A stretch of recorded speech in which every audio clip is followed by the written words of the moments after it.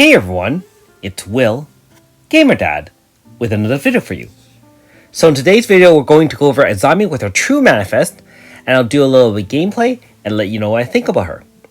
But the most important question of all is she hot or not? Well, of course she's hot. Look at her name, Sun Goddess. I mean, she's gotta be hot, right? Anyways, with her true manifest now, she's definitely gotten a lot more powerful. Of course, true manifests do add 30 speed and power for her. Her VC level 3 is still the same one as before. Int down 25% for 1 turn and 2 turns if you have the VC Grasta. And if you are able to grind out enough light, of course, you'll have 4 moves as well. Now, I still use her flat strike from time to time. It's not very powerful. However, it does inflict stun occasionally. Her other moves really aren't much to mention because they're basically weaker versions of her 5-star upgraded moves. And so we'll go directly into the upgraded 2 5-star moves. The Culmination Winds is great. Wind Aoe now, times 2 XL, wind resistance down 30, stackable for 3 up to 60%. So 30, 45, 60, lasts for 5 turns and int down for 5 turns. So it really allows you to control the game against enemies who are primarily using magic based attacks. Also still does reduce some elemental attacks even for physical attacks. Now in terms of Heavenly Dance, that has also been upgraded. Now it hits for 4 times. However, it is only a single target. Power down 30, up to 60% stackable. So that's among the highest power down in the game, 30, 45, and then 60.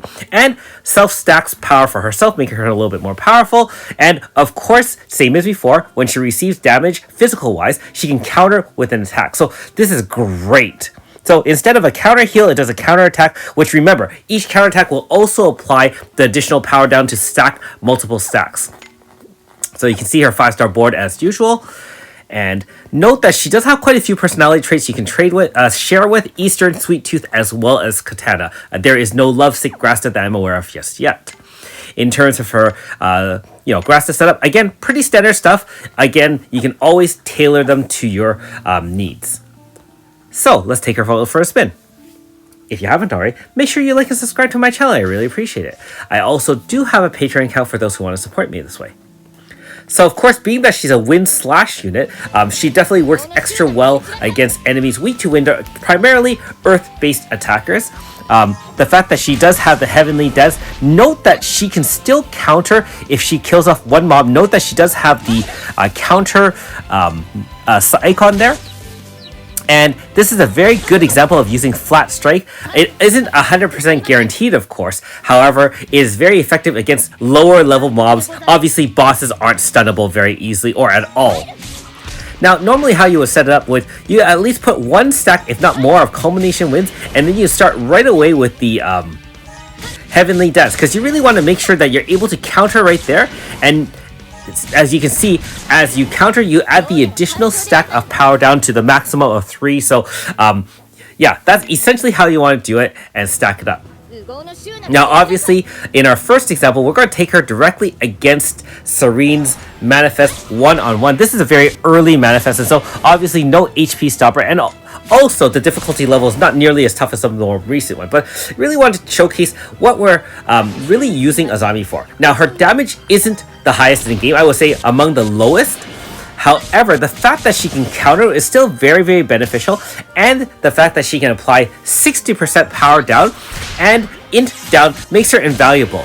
Now, of course, having a single debuff on each move as opposed to a dual debuff is a slight disadvantage, but I mean, you really can't expect like a 60% stackable dual debuff on one unit. Even Kid only has 50%, right? So there's pretty crazy stuff.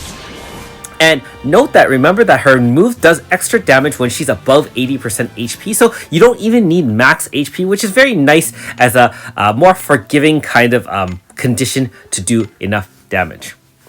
Remember that with true manifest weapons, you don't actually have to equip the weapon, although that does give the speed and power boost for her. You can actually tailor the unit with your weapon if you want. I always prefer to put the true manifest on. Okay, in our second example, we're going to attempt a 1-turn kill against Suzette's true manifest, and it really showcases the power of Azami now, because before, I would say her damage is very low, even though she has very similar effects, and the fact that she can stack all those wind resist debuff, and the fact that she also hits 4 hits, you get higher combo multiplier during the AF. Remember that each hit does contribute to the AF bar in terms of combo multiplier, and the fact that she can now apply so many debuffs is great, especially the fact that she does so much more damage. First of all, you notice we only took like what, 40 damage, which is nothing, right? And the fact that she can actually do so much damage on her own, her counter is enough to even put each HP stopper right through, in which case really we only had to do the 1 turn AF with the slash zone Grasta. So that's pretty fun stuff. I mean, obviously it's not for every situation. It works only against enemies who do primarily physical attacks, but given the right circumstance, she's going to be extremely powerful as a great I will call it an offensive support. Most teams you're building obviously have center around a zone setter or zone Grasta, for example. You'll have either 1 or 2 offensive supports and your main DPS. In her case, not only can she help control the game with her int and power debuffs, and you can obviously use which one you want, she still helps with offensive support by applying up to 60% wind resistance down. And keep in mind that there's a lot of great synergy with wind slash teams right now. Of course, there's AS Kikyo, Cyan Scyther, and so on and so forth. Nakoko also obviously changes to slash wind as well. Okay, and in our final example, I'm just going to show some limitations on her moves. However, I did speed up this fight against the Ice Jailer ×2, and so I do apologize for doing that. The reason I did that is because the fight actually ended up longer than I expected, and I didn't want to take all your time and waste it watching an older fight where you know that I'm going to win anyways. The main thing I want to show here is that note that we are outside a zone, but each hit against weakness does power up the AF bar. I believe it's is it 3.5%? So if you get 4 hits, it's actually 14% bar build up, as opposed to inside a zone where you're only going to get 7.5% if it's the same element or weapon type. So against enemies where you really need to build up an AF bar fast, outside zone against weakness, you're actually going to get extra benefit with the fact that she hits 4 times, and you can see how quickly built up the bar. Some specialized uses of this are in special fights of for example, boss rush, where you need a quick bar or 2-turn bar. It can help with for example, if you combine it with end of turn attacks such as AS Victor, AS Shannon, that will help you continue boosting bar. I don't remember if her counter actually boosts the bar. Just let me know in the comments below if you do notice that as or not. I actually have to review the video afterwards, so I do apologize for that. But the fact that she has so many hits is great, and if you do add things like combo, Grasta, or I'll use her to apply pain, each of those 4 hits has a chance of doing those things. So remember, if you have 4 hits, 4 times the chance of applying pain using those pain Grasta ores, or in the fact that you have more combo rate with the combo rate Grasta, 4 hits obviously works better than 3, which is a great upgrade. Now, in terms of her damage, obviously the damage multiplier is actually divided over the 4 hits, so it's not like more hits equals more damage. It's just that, building up the bar and maintaining the bar outside AF is really, really good, and a lot of us have forgotten that because, let's be honest, we'd rather use a zone where you're up 30 or 50% extra damage while in zone, as opposed to just, and obviously there's protection against other things. So remember that wind zone protects against earth damage by 50%. It reduces damage by 50%, similar to a 50% barrier. And same with slash zone, which would reduce other weapon type damage by 30% instead. Alright, so the other reason why you like those multi-hits is against enemies with a multi-hit barrier, so which you can clearly see here.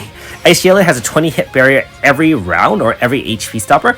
Units that have multi-hits are really key to beating those, and so Azami does have that benefit as well. I haven't done a 5-star review of Kiryu yet because he hasn't had his fully upgraded moveset yet with the Mythos not ending yet, but I will do so. And he also has multi-hit moves, which is why I chose him for this fight along with Morgana as a support, and obviously Yuri as healer and crit setter, so to speak.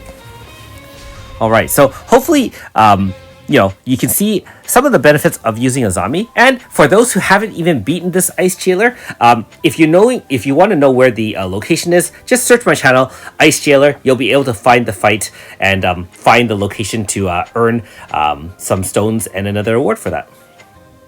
And of course, we use Xion to carry the Grasta. All right, so in conclusion, Azami with her true manifest definitely is an upgrade. Hey, wind resistance down, counter hit times 4, power down up to 60%. Yeah, really, really good. And decent damage too, although not top of the line. Thanks for watching. We'll see you next time.